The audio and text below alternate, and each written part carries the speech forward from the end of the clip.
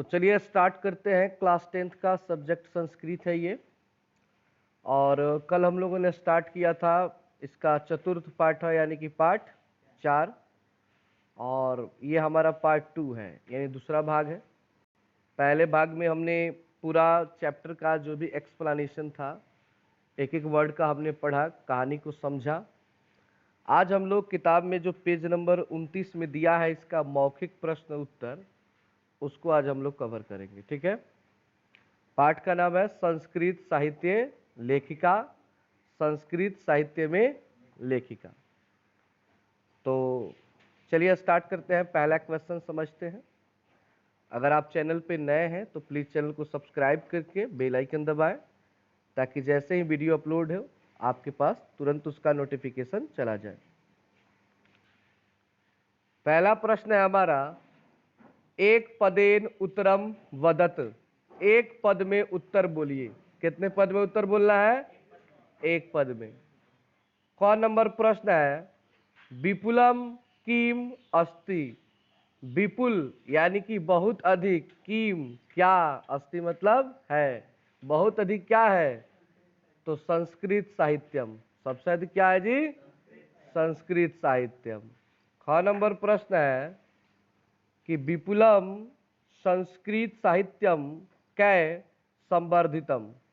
बहुत अधिक संस्कृत साहित्यों में कौन संवर्धित है, मतलब क्या रहता है, किनकी बातें रहती है? तो कहेंगे विभिन्न कविभी शास्त्रकारस्य, अलग अलग कवियों और शास्त्रकारों की बातें। यानी कि संस्कृत साहित्य में किनकी बातें रहती हैं? या तो वो कोई कवि रहते हैं या कोई शास्त्रकार रहते हैं, उन्हीं की बातें इसमें लिखी जाती है। ग नंबर प्रश्न है, काव्यानाम रचने संरक्षणे च का दत्तावधानः। काव्यों की रचना और संरक्षण, संरक्षण मतलब होता है सुरक्षा, संरक्षण मतलब सुरक्षा, का दत्तावतान, कौन एक समान करती हैं। यानी कि काव्यों की जो रचना है उसकी रचना और सुरक्षा कौन है जो दोनों एक समान करते हैं? तो वो है स्त्री और पुरुष। तो उत्तर में लिखेंगे पुरुषा स्त्रियः च, पुरुष और स्त्री ये दोनों काव्यों की रचना और सुरक्षा एक समान करते हैं। घ नंबर प्रश्न है, गंगा देवी किम महाकाव्यम और रचत। गंगा देवी ने किस महाकाव्य की रचना की? किस महाकाव्य की रचना की थी? मधुरा विजयम। किसकी? मधुरा विजयम। और अंग नंबर है एक का अंतिम नंबर क्वेश्चन है ये, आधुनिक संस्कृत लेखिकासु का प्रसिद्धा। आधुनिक संस्कृत लेखिकाओं में कौन प्रसिद्ध है? तो वो है पंडिता क्षमाराव। पंडित क्षमाराव नहीं कहेंगे, पंडिता क्षमाराव। समझ गए? अब चलते हैं मौखिक का अंतिम प्रश्न, यानी कि 2 नंबर प्रश्न को समझते हैं। दूसरा जो प्रश्न है वो कह रहा है प्रश्न पदार्थ वद। पदार्थ वदात। तो पदार्थ नहीं है, इसको संधि विच्छेद करके पढ़ेंगे तो होगा पद अर्थ वदत। पद अर्थ वदत। पदों का अर्थ बोलिए, पदों का अर्थ बोलिए। मतलब आपको कुछ पद दिए जाएंगे और बताया जाए, पूछा जाएगा बताइए इसका अर्थ क्या होगा। ठीक है ना? और वो भी अर्थ आपको संस्कृति में बताना है। जैसे पहला है लभ्यन्ते इतस्य कः अर्थ। लभ्यन्ते का क्या अर्थ होता है? लभ्यन्ते का क्या अर्थ होता है? तो लभ्यन्ते मतलब होता है किसी चीज को प्राप्त करना, किसी चीज को प्राप्त करना। तो उसका अर्थ लिख देंगे प्राप्यन्ते। क्या लिखेंगे? प्राप्यन्ते, यानी प्राप्त करते हैं, प्राप्त करते हैं। ठीक है। तो इसका आंसर में लभ्यन्ते का क्या लिख देंगे? प्राप्यन्ते। ख नंबर प्रश्न है इंद्राणी इतस्य कः अर्थ। इंद्राणी का क्या अर्थ होता है?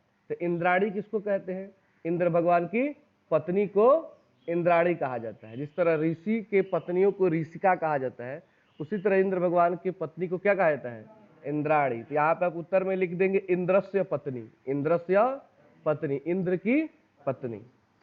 ग नंबर है वर्तते इतस्य कः अर्थ। वर्तते का क्या अर्थ है? तो देखिए, वर्तते का अर्थ होता है रहता है। क्या होता है? रहता है। तो इसको हम लोग संस्कृत में और कहते हैं विद्यते। क्या कहते हैं? विद्यते। दोनों का अर्थ जो है एक ही समान होता है। तो वर्तते का हम लिख देंगे विद्यते, या कहीं कहीं वर्तते का प्रयोग है के लिए भी किया जाता है। किसके लिए? है के लिए। तो वहां पे हम अस्ति लिख सकते हैं। तो यहाँ पे मैंने दोनों आंसर डाला है, विद्यते या अस्ति, दोनों में से किसी एक का यूज कर सकते हैं। फिर है घ नंबर, विषम इतस्य कह अर्थ। तो विषम मतलब होता है, एक आप लोग मैथ पढ़ते हैं, सॉरी यहाँ पे विपुलम है। क्या है? विपुलम है। तो विपुलम मतलब होता है बहुत अधिक। क्या होता है? टाइपिंग में मिस्टेक है, यहाँ पे विपुलम रहेगा। तो विपुलम का अर्थ क्या होता है जी? बहुत अधिक। तो बहुत अधिक का एक और संस्कृत होता है प्रभुतम। क्या होता है? प्रभुतम। तो इसका हम अर्थ लिख देंगे प्रभुतम। और लास्ट है ऋषिका। तो ऋषिका मतलब क्या होता है? ऋषियों की पत्नी। इतस्य कह अर्थ, तो इसका लिख देंगे ऋषि पत्नी। इसका अर्थ क्या होता है? ऋषि पत्नी। समझ में आ गया बात? ठीक है, आगे बढ़ते हैं। तो यहाँ तक तो मेरा मौखिक हो गया। अब इसके बाद हम लोग क्या पढ़ने वाले हैं? लिखित प्रश्न उत्तर पढ़ने वाले हैं। तो फिर मिलते हैं अगले वीडियो में लिखित प्रश्न उत्तर के साथ। तो आज के लिए इतना ही।